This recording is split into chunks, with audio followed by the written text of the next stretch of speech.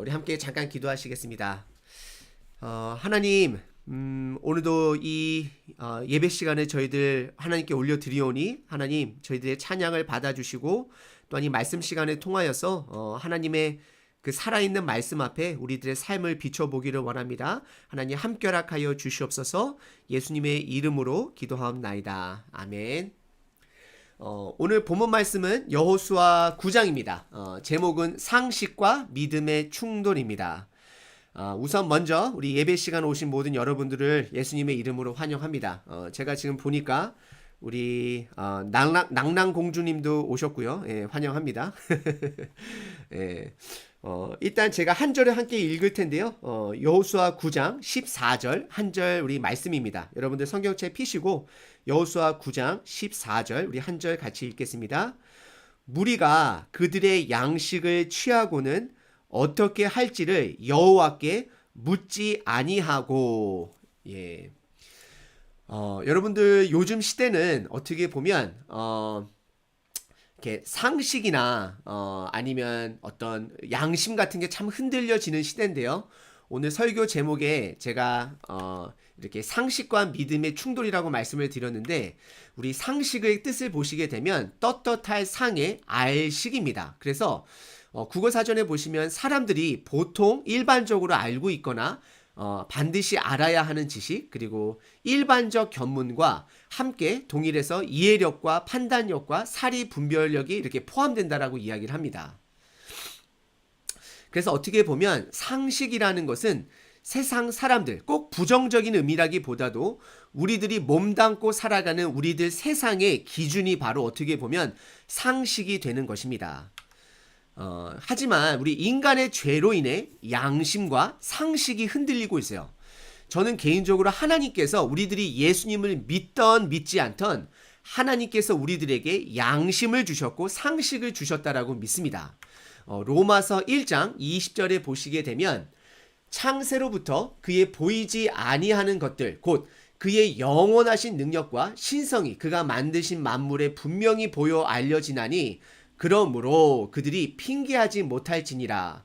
이미 저희들이 만들어진 이 세상을 통해서 정확한 하나님에 대해서 예수님에 대해서는 알 수는 없지만 하나님이 살아 계시다라는 것, 신이 있다라는 것은 하나님께서 만물 가운데 심어 놓으셨다라는 거예요. 하지만 저희 인간들이 많은 자연 만물을 파괴하고 이런 부분들을 통해서 하나님의 살아계심을 못 볼 때가 참 많습니다. 그리고 두 번째는 창세기 1장 27절에 보시면 하나님이 자기 형상, 곧 하나님의 형상대로 사람을 창조하셨다라고 얘기를 해요. 그래서 저희들이 예수님을 믿던 믿지 않던 저희들에게는 하나님이 주신 양심이 있어요. 그래서 그 양심을 조금 더 구체적으로 말씀을 드린다면 이 양심은 무엇이냐면요. 예를 들어서 우리가 사람을 죽이면 안 된다라는 것, 사람을 헐트하거나 폭행을 가하면 안 된다라는 것, 이런 양심을 주셨는데 그리고 우리가 내가 남자로 태어났으면 남자로 살아야 되는 것인데 세상은 그런 기준들이 모호해져 가는 것을 참 보게 됩니다. 그래서 상식의 뿌리가 저는 양심이라고 생각을 합니다. 근데 지금 시대는 이 양심, 상식 이런 것들이 흔들리는 시대 속에 살아갑니다. 예를 들어서요, 이런 걸 보시면 좋을 것 같습니다. 첫 번째, 우리가 언제 양심이 흔들리냐면요. 첫 번째 보시면 나와 연관되어 있는 사건이 있을 때 제3자의 이야기를 할 때는 양심이 발동을 해요. 내가 정치가를 이야기를 하고 내가 어떠한 대통령에 대해서 이야기를 하고 연예인에 대해서 이야기할 때는 내 양심이 상식이 서 있어요.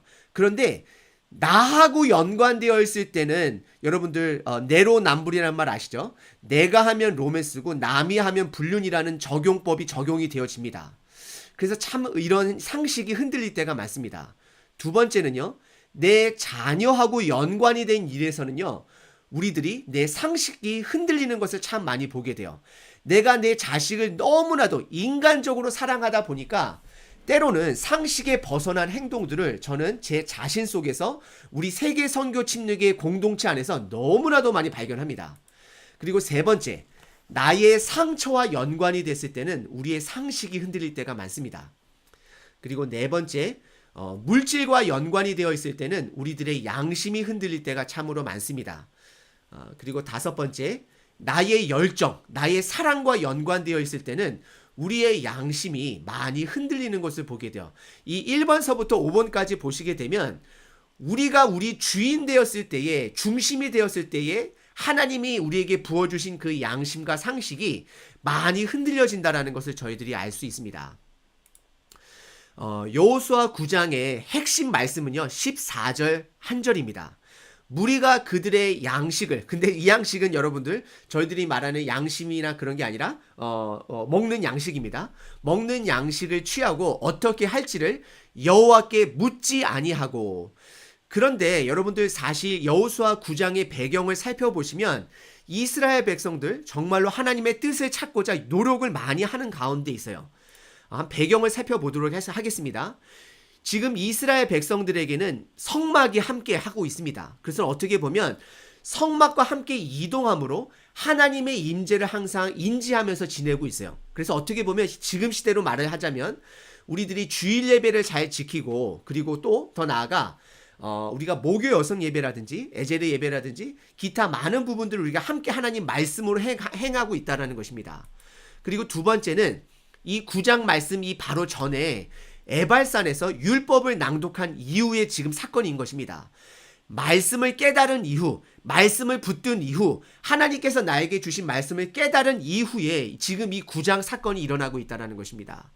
그리고 세 번째는 말씀에 순종하려고 하는, 노력하는 상황이 지금 전개되어지는 상황 속 가운데 왜 어떻게 어떤 상황이 있었길래 여호와께 묻지 않고 행했을까요?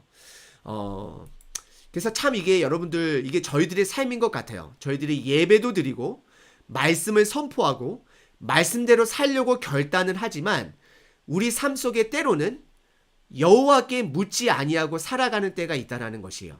오늘 본문 말씀을 통해서 나에게 그런 삶은 없는지, 우리 가정에 그런 부분은 없는지, 우리 교회 공동체가 그런 부분은 없는지를 한번 살펴보도록 하겠습니다.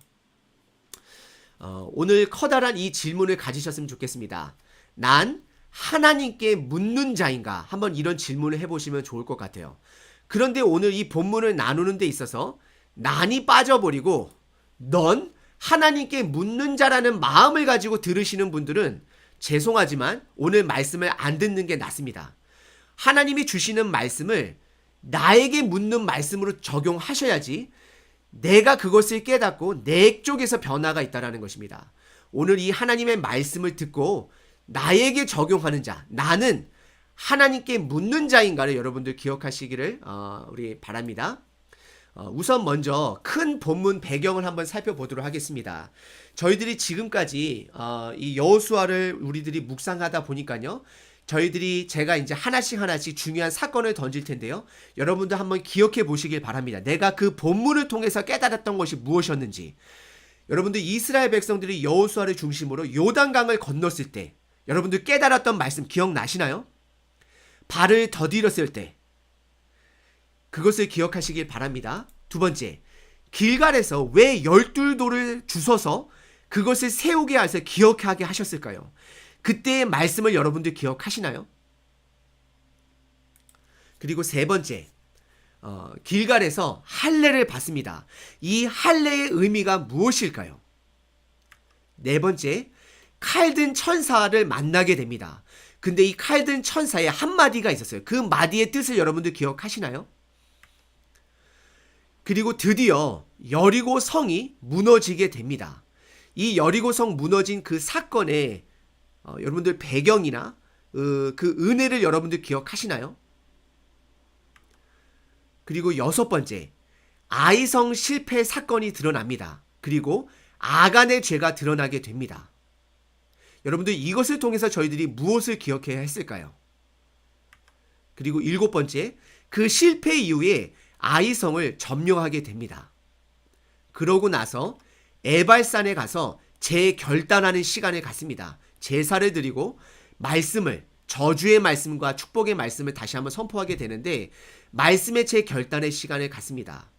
여러분들 여호수아가 그 시대 사람들이 이제 믿음의 발걸음을 뛰면서 말씀과 언약궤와 함께 요단강이 흐른다 할지라도 믿음의 그 발걸음을 뛰는 가운데 믿음의 생활을 가고 있어요. 이것이 우리의 공동체이자 우리들의 삶의 모습이라는 것입니다.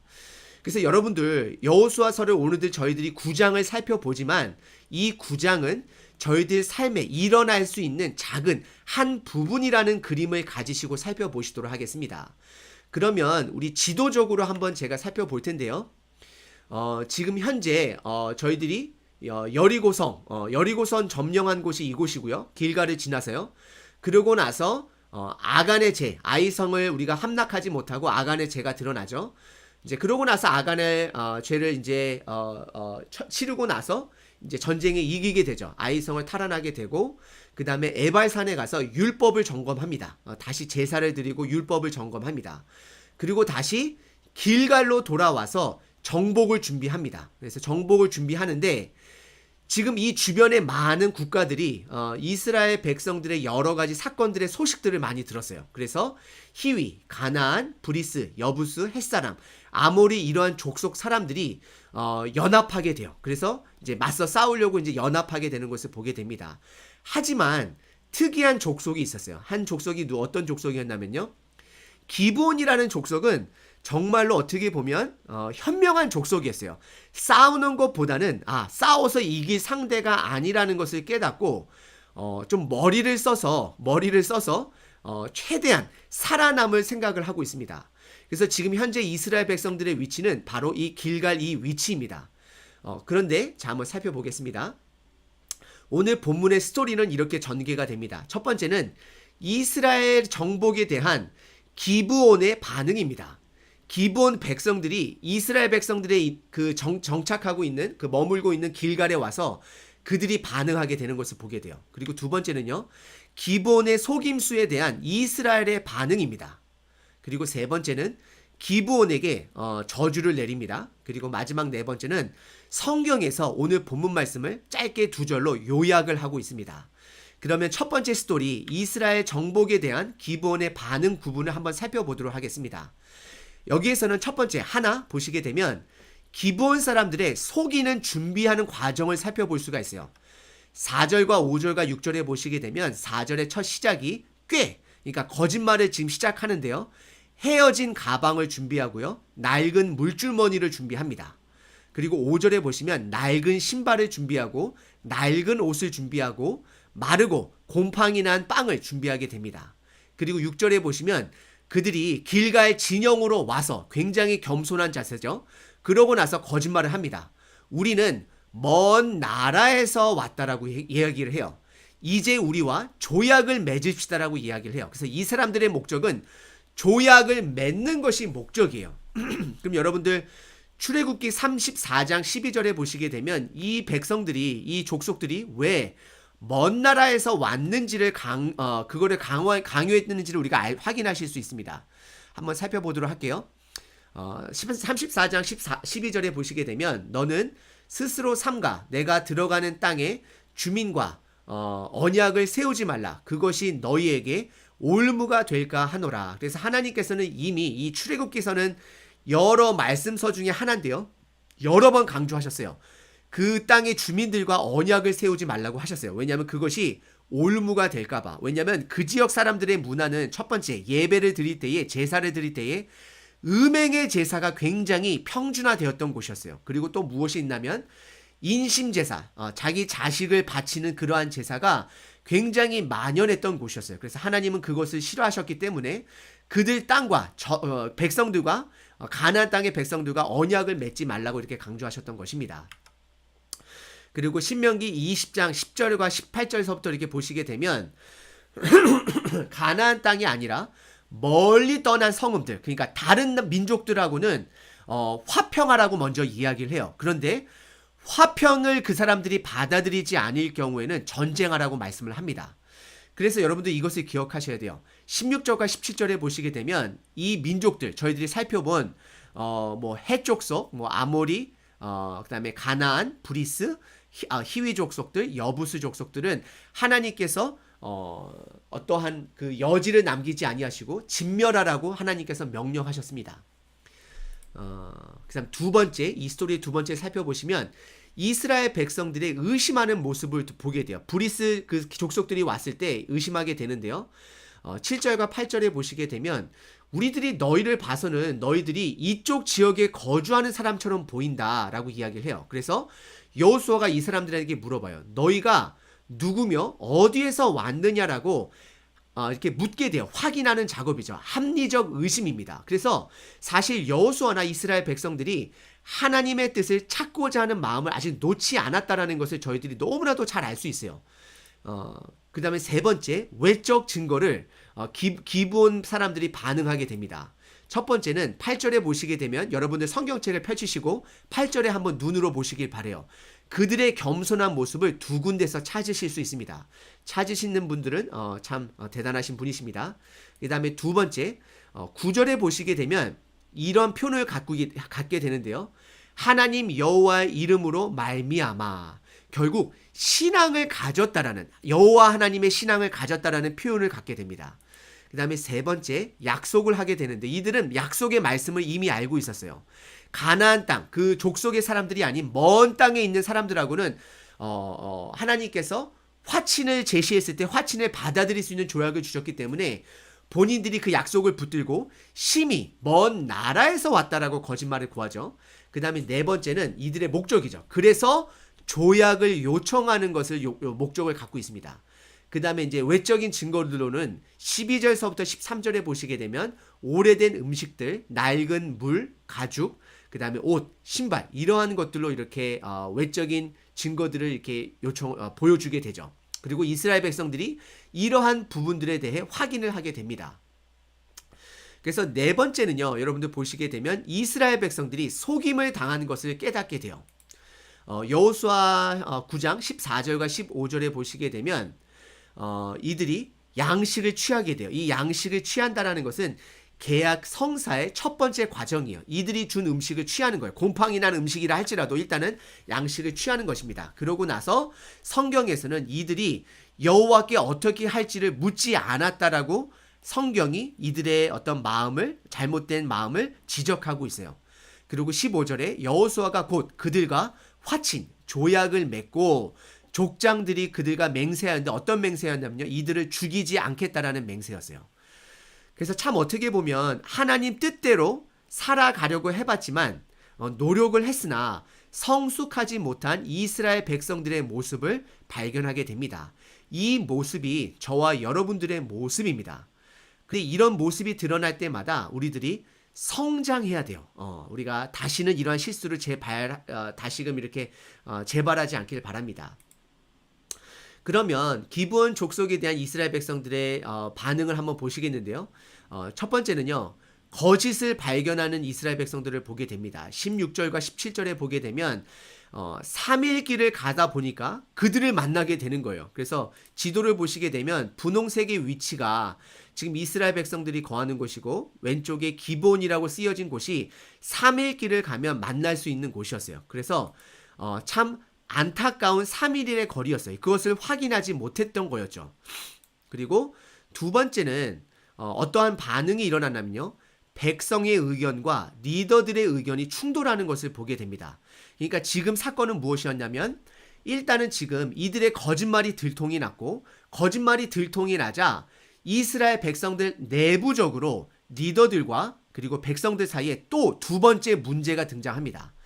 18절, 19절, 20절에 보시게 되면 그러나 회중 족장들이 이스라엘의 하나님 여호와로 그들에게 맹세했기 때문에 그들 자손을 우리들이 죽일 수 없다. 그렇게 했더니 회중들이, 백성들이 다 족장들을 원망했다라고 이야기를 해요. 이 뜻은 뭐냐면 이스라엘 백성들은 이들을 죽이자라고 얘기했던 것이에요. 왜냐하면 그들의 화친은 거짓으로 이루어진 화친이었기 때문에 죽일 수 있었다라고 요구했던 것을 우리가 짐작할 수 있습니다. 그래서 하지만 19절에 족장들이, 리더들이 단호하게 얘기합니다. 우리가 맹세를 했기 때문에 그들을 건드려서는 안 된다. 그래서 20절에 보시게 되면 우리들이 맹약을 했기 때문에 그들을 죽여서는 안 된다라고 얘기를 하죠. 다시 한번 정리를 해보면 백성들은 죽이자, 그리고 리더들은 언약은 반드시 지켜야 한다. 그래서 어떻게 보면 두 번째 사건이 생겨나게 되는 것입니다. 첫 번째 사건이 생기기 때문에 이 두 번째 사건이 연결해서 이어지는 것이죠. 그러면은 백성의 의견과 리더들의 의견을 제가 좀 정리해 보게 되면, 첫 번째, 백성은 속임수로 얻은 맹약은 지킬 필요가 없다라고 믿는 자들이었어요. 그리고 리더들은 조약을 어기는 것은 하나님의 이름을 욕되게 하는 것이었어요. 왜냐하면 이들은 하나님을 대표하는 백성으로서 이들이 약속을 어길 경우에는 하나님의 약속, 그러니까 하나님의 이름을 어기게 되는 것입니다. 그다음 두 번째는요, 백성들이 이렇게 얘기하는 것은 개인의 기준으로 상식이 흔들리는 것이었어요. 리더들이 분명히 첫 번째는 잘못했어요. 하나님께 여쭤봐야 됐어요. 조금 더 어떻게 그 여쭤보는 방법을 하나님께 주셨는데요. 그건 좀 나중에 살펴보도록 하고요. 리더들이 잘못한 것은 맞아요. 그런데 그것에 이어서 백성들도 잘못하게 되는 것을 보게 돼요. 이들의 기준 또한 상식이 흔들리게 돼요. 왜냐하면 본인의 기준으로 생각하기 때문에, 억울하기 때문에. 그래서 언약의 중요성, 사실은 이 두 번째는 이 리더들이 참 잘 결정한 것이었어요. 하나님의 백성이었기 때문에 이 언약을 지켰어야 되는데, 여러분들 저희들이 여기서 잠깐 이 언약의 중요성을 한번 짚고 넘어갔으면 좋겠습니다. 여러분들, 결혼의 중요성 매우 중요합니다. 때로는 실수할 수 있습니다. 하지만 결혼은 하나님 앞에서 하는 결혼식입니다. 그래서 우리들 부모 세대가 때로는 실수할지라도 우리 자녀들에게는 결혼은 하나님 앞에서 하는 약속이므로 반드시 믿음의 사람과 결혼하는 것이 바로 하나님 앞에서 약속하는 결혼이라는 것을 여러분들이 자녀들에게 가르치시길 바랍니다. 그 다음에 부모의 역할 또한도요, 이 결혼 자체가 하나님 앞에서의 역할이었기 때문에, 하나님 앞에서의 약속이었기 때문에 부모의 역할 또한 하나님의 약속에 포함이 되어집니다. 그래서 여러분들께서 부모의 역할을 언약의 중심으로 여러분들 지켜내셔야 합니다. 그리고 교회의 직분, 집사 수락서라든지 아니면 부서의 약속이라든지 내가 무언가를 한다라고 했을 때는 여러분들 그 약속을 지키셔야 합니다. 인간의 약속이 아닙니다. 그리고 더 나아가 세상 속에서도 세상 사람들과 하는 약속은 그러면 안 지키면 되느냐? 아닙니다. 믿음의 사람으로서 직장 속에서도 세상 속에서도 그 약속을 반드시 지켜야 된다는 것입니다. 그러면 다시 이제 스토리로 돌아와서요, 기브온의 저주를 22절서부터 25절까지 살펴볼 텐데요. 일단 22절서부터 25절까지 쭉 보시게 되면 일단 여호수아가 너 이렇게 왜 먼 곳에서 왔냐라고 거짓말을 했느냐, 그러기 때문에 너희들이 이제는 하나님의 집은 성막인 것이죠. 그러니까 성막에서 나무를 패며 물을 깃는 자가 될 것이다라고 얘기를 해요. 그러면서 24절에 이들의 고백이 무슨 고백을 하냐면요, 우리들은 너희들이 그 모세로부터 출애굽기서부터 언약해 주신 말씀을 우리들이 너무나도 잘 알고 있다 그래요. 참 대단하죠. 하나님을 알지 못하는 백성들이 오히려 하나님의 언약의 말씀을 더 잘 깨닫다라는 거예요. 왜냐하면 이들이 살고자 하는 마음이 있었기 때문에. 그래서 이들이 목숨을 잃을까 심히 두려워하여 이러한 거짓말을 얘기했다 그래요. 그래서 이들의 마음은, 중심은 살고자 함이었어요. 그래서 25절에 보시게 되면 당신의 뜻대로 우리들이 그 저주, 그러니까 하나님의 집 성막 중심으로 우리들이 나무를 베고 물을 깃는 자가 되겠다라고 이렇게 다짐을 합니다. 그래서 여러분도 어떻게 보면 기브온 사람들의 마음은 항복을 한 것이었어요. 살기 위해서 하나님께 항복을 한 것입니다. 그리고 살려면 하나님께 항복해야 된다는 것을 또한 성경이 드러내고 있습니다. 그러면 우리 한번 성경을 요약하는 부분들을 살펴볼 텐데요. 두 잘로 성경이 요약을 합니다. 26절과 27절인데요. 여호수아가 곧 그대로 그들을 행하여 그들을 이스라엘 자손의 손에 건져서 죽이지 못하게 하니라. 그리고 27절에서는요. 그 날에 여호수아가 그들을 여호와께서 택하신 곳에서 회중을 위하여 여호와께 제단을 위하여 나무를 패며 물 깃는 자들로 그들을 삼았다라고 오늘날까지 이르렀다라고 이야기를 합니다. 그래서 이 말씀은 그들이 구원받았음을 이야기하고 있습니다. 그래서 성경 요약에서도 살펴보다시피 일단은 이스라엘 백성들이 잘못한 부분도 있었지만 또 약속을 지켜낸 부분들, 그 다음에 두 번째 이들이 하나님의 은혜를 입었다라는 것, 기브온 족속들이. 그래서 이 두 가지로 성경은 요약하고 있다라는 것입니다. 그러면 한번 사건의 요약을 살펴보시면 첫 번째는 이스라엘 백성들의 잘못, 성숙하지 못했다라는 것이에요. 아간 사건하고는 좀 달라요. 여러분들 아간 사건하고 좀 다른 게 아간 사건은 죄를 지으려고 목적을 했지만 이번 사건은 죄를 지으려고 하는 목적이 아니었어요. 하나님의 뜻을 살피고자 했지만 부족하고 성숙하지 못했던 것이었어요. 그럼 여기서 한번 제가 좀 이따 다시 다를게요. 기브온에 또한 온전한 항복의 자세, 그죠? 온전히 살고자 하는 온전한 항복의 자세가 있었고요. 그 다음에 마지막 세 번째는 하나님의 은혜가 드러난 것을 보게 됩니다. 하나님의 은혜가 드러납니다. 그러면 이 시간은 우리 말씀에 충돌하는 시간을 한번 가져보도록 할게요. 여러분들은 저는 제 자신도 제 자신 스스로 하나님께 묻는 자인가를 한번 돌아보시길 바랍니다. 그 당시는요, 정확하게 하나님의 뜻을 알 수 있는 것이 있었어요. 그것이 무엇이었냐면, 대제사장의 그 옷에 보시게 되면, 우림과 둠림이라는 그 방법을 하나님께서 주셨어요. 그래서 이들이 그걸 통해서 하나님께 확실히 물어볼 수 있었지만, 물어보지 않았어요. 왜냐하면 이들 나름대로 눈으로 본 증거들이 있었고, 여러 정황들이 있었고, 그들의 자세를 봤기 때문에 이들은 그것에 확답을 했던 거였어요. 하지만, 이들은 하나님께 물어본 자가 되어야 되는 것이었어요. 이들은 하나님께서 지금 이들에게 가르치시고 훈련시키는 것이었어요. 그럼 첫 번째, 어떻게 하면 지금 이 시대는 정확한 하나님의 말씀을 들을 수 있을까요? 두 번째, 기브온의 생존은 하나님의 뜻이었을까요? 하나님께서 반드시 멸절하라고 했지만 기브온은 지금 살아났어요. 이것이 하나님의 뜻일까요? 세 번째, 내 삶에, 내 가정에, 내 교회에, 이 시대에 하나님의 은혜를 보실 수 있나요? 아니면 오늘 본문에 드러난 것처럼 문제점만 보이시나요? 하지만 오늘 본문 마지막 부분은 하나님의 은혜를 드러내고 있습니다. 여러분들 삶에, 여러분들 스스로의 삶이죠. 여러분들 가정에, 내 교회에, 이 시대에 하나님의 은혜를 볼 수 있으신가요? 이렇게 정리를 하고 싶습니다. 첫 번째는 오늘 본문을 통해서 저희들이 배워야 하는 것은 실수를 통해서 성장하는 사람이 되어야 돼요. 실수를 통해서 성장하는 사람이 되어야 합니다.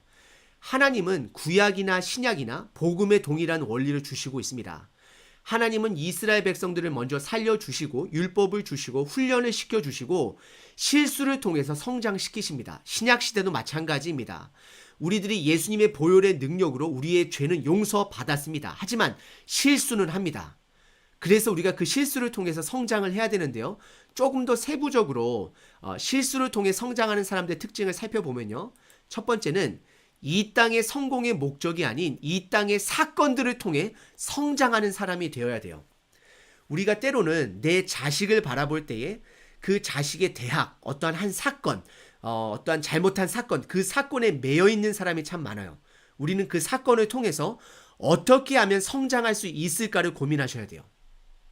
두 번째, No you, yes me. 이건 다시 한번 제가 강조하는데요. 우리가 실수를 통해 성장하는 사람은 나의 실수가 무엇인지 돌아보는 사람이에요.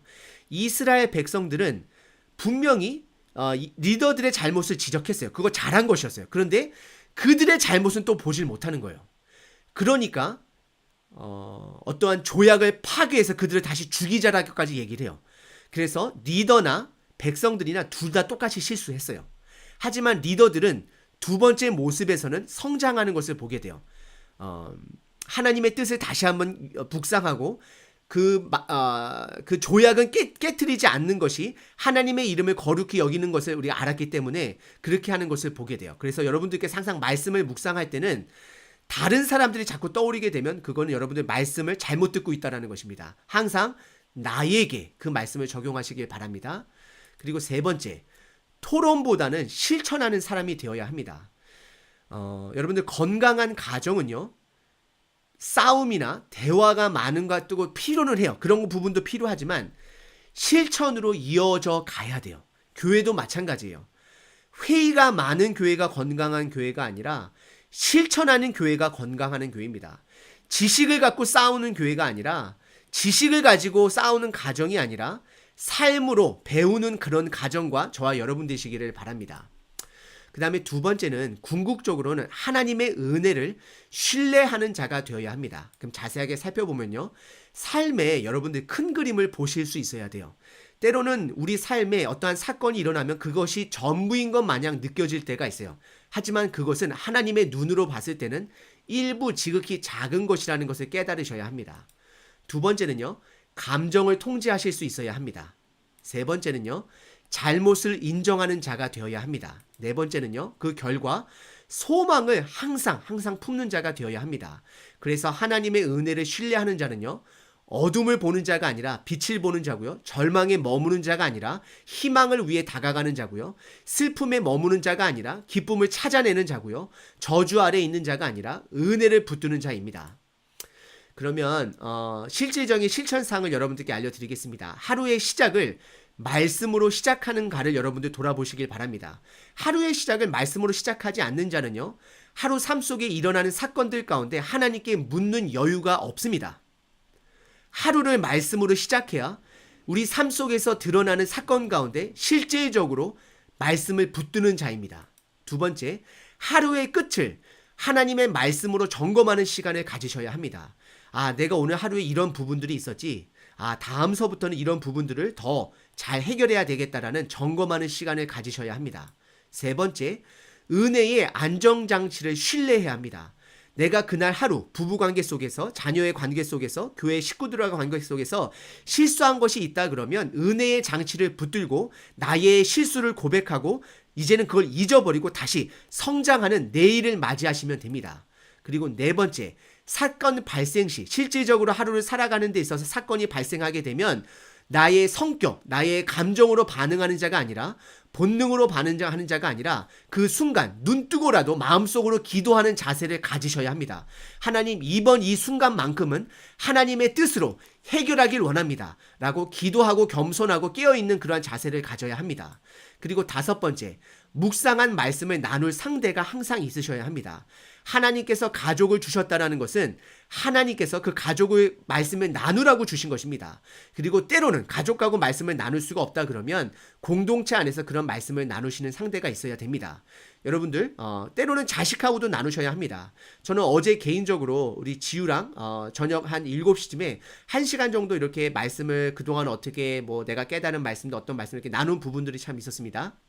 그래서 가족들하고 비록 나이 차이가 난다 할지라도 말씀을 나누셔야 합니다. 그리고 여섯 번째는요. 온라인 예배의 실천사항입니다. 여러분들 다음 주서부터는 온라인 예배 5분 전에 일찍 들어오셔야지만이 우리가 마음이 준비가 되어지고 이 말씀이 나에게 집중이 되어지고 그러므로 하나님께 묻는 자가 된다는 것입니다. 여러분들 듣는 예배가 아닌 댓글로 반응하는 예배가 되길 바랍니다. 오늘 본문을 통해 깨달은 말씀을 적어주시고요. 아니면 오늘 본문을 통해 나의 결단을 3분 동안 제가 시간을 드릴 테니까요. 아래 커멘트 섹션에 남겨주시길 바랍니다. 3분 드리겠습니다.